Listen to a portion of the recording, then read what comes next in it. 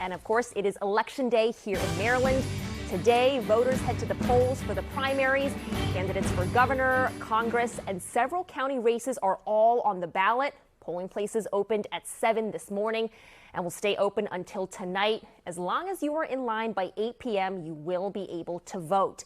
Now, one of the most competitive and most expensive Democratic primary battles is for the 6th District congressional seat. It is currently held by Representative April McClain Delaney. Former Congressman David Trone is fighting to win it back. Trone has spent at least $25 million of his own money in the House race. McClain Delaney has spent more than $7 million.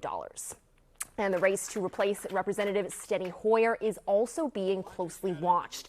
State Delegate Adrian Boafo and former Prince George's County Executive Rushern Baker lead the crowd. This morning, I spoke with election officials in Montgomery County about what voters need to know today. Well, if you're voting today in person, you need to go to your assigned polling place.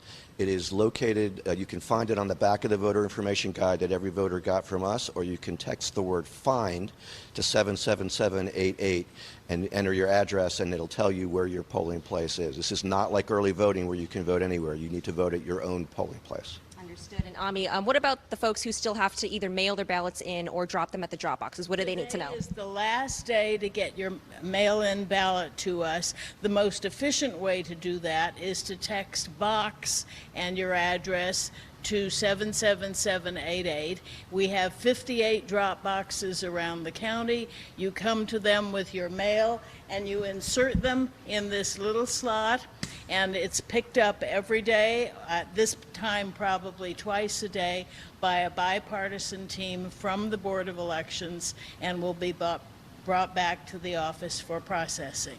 And so then what happens to the ballots after they're collected? And you mentioned the processing. What exactly happens to make sure everything is counted in a free and fair way?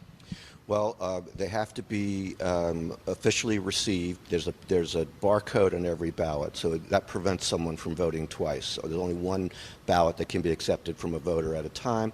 It has to be organized into precinct batches, and then they are only opened in our mail-in ballot canvas by a bipartisan team in a public setting, and the public is invited to come watch us. We meet again on Thursday at 10 a.m.